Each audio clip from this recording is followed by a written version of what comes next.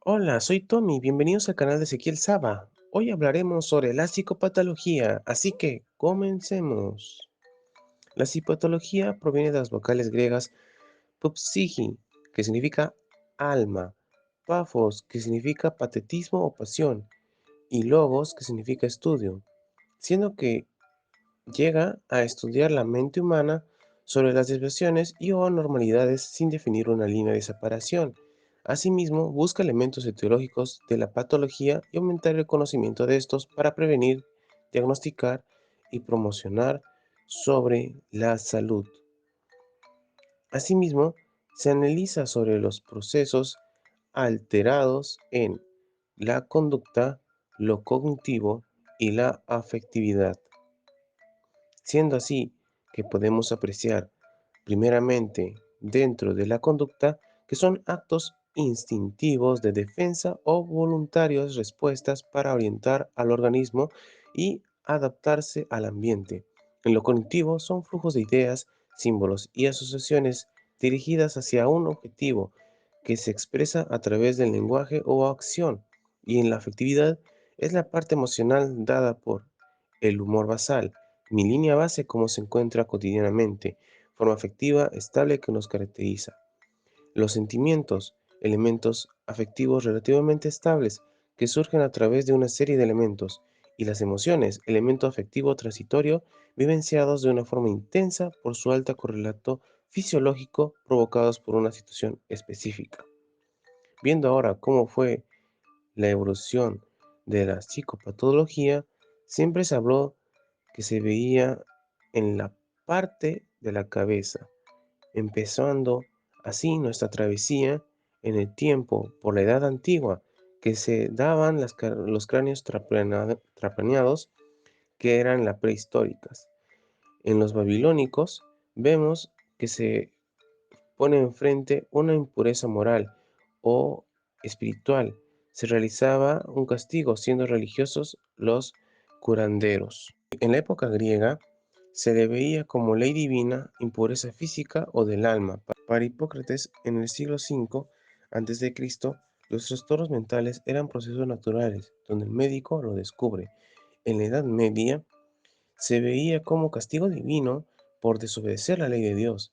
Para el siglo XIII, la religión usa terapias como ritos de exorcismo o una tortura. En el siglo XV, para el Renacimiento se registra el auge de la observación y descripciones clínicas teniendo un fin terapéutico. A finales del siglo XVIII y la primera mitad del siglo XIX se dio el tratamiento moral, dando mejoras condiciones de manicomios, y a finales del siglo XIX y XX principios aparecen los modelos terapéuticos que explican los trastornos mentales.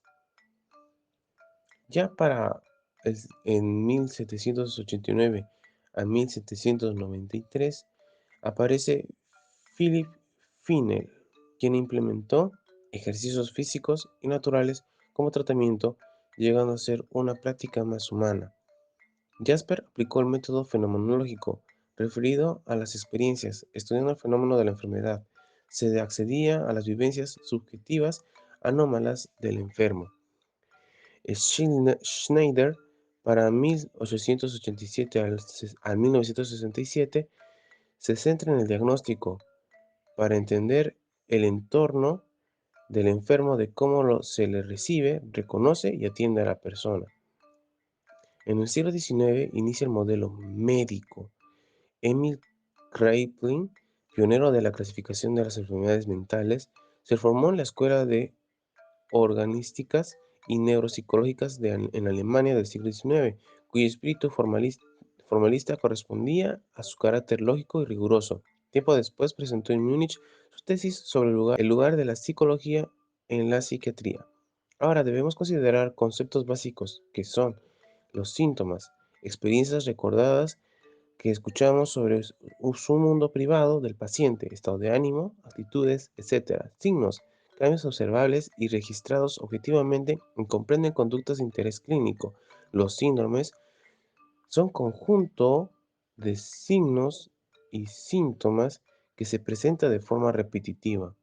Los trastornos provienen del latín trans, que significa al otro lado de, y tornare, que significa girar o tornear, siendo una descripción de signos y síntomas, comportamientos y acciones de una persona, llegando a asociarse a patologías y desórdenes. Los diagnósticos que se asignan determinadas manifestaciones clínicas a una categoría. De tal forma, hay que considerar que existen cuatro criterios para considerar una conducta como normal o anormal. El criterio normativo o estadístico, aquella persona que no sigue las normas de la sociedad.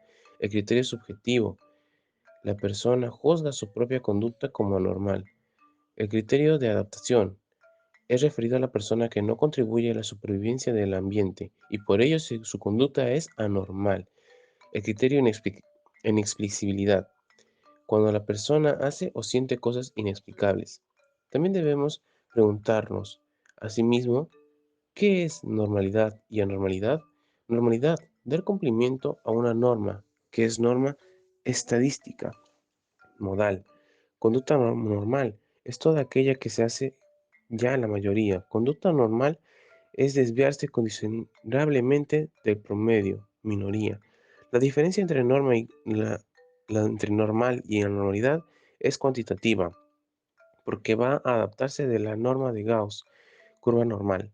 Norma ideal, lo que se considera perfecto, un modelo creado por el hombre y que se trata de alcanzar o aspirar por parte de ser normal. Ahora veamos criterios para la anormalidad, que va desde los criterios clínicos.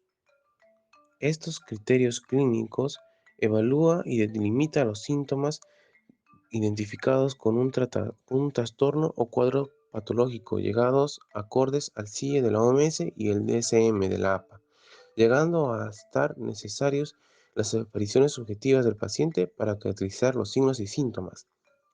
Los criterios sociales e interpersonales de Sullivan. Se ve la psicopatología como una construcción social o una convección, llegando a ser patológico lo que es normal en otras sociedades.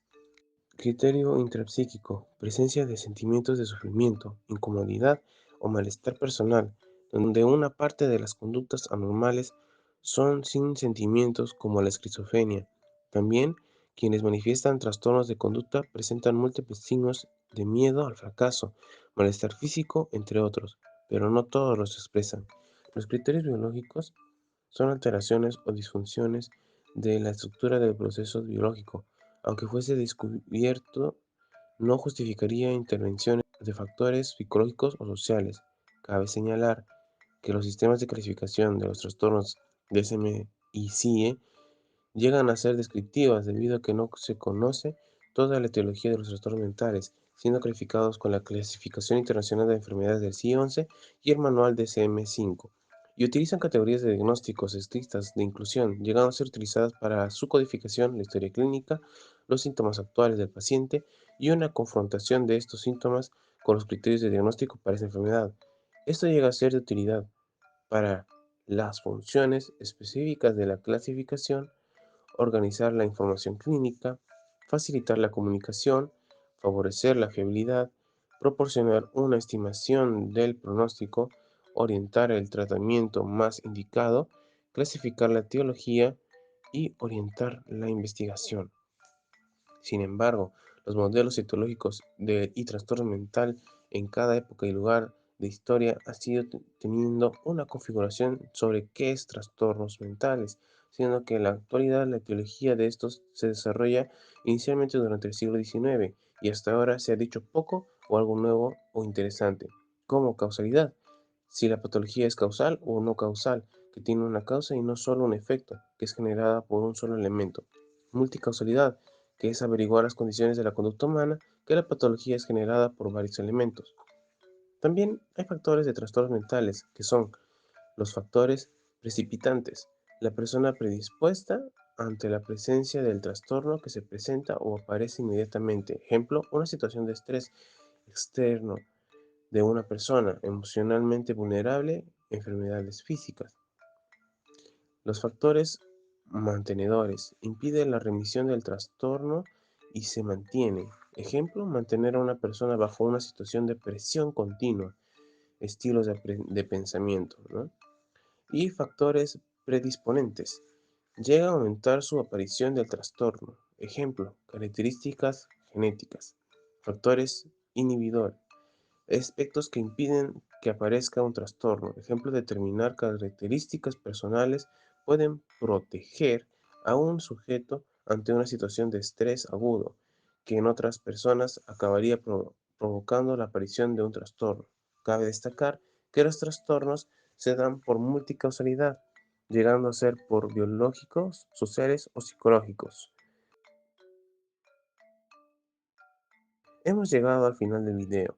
No olvides suscribirte y activar las notificaciones. Hasta el próximo video.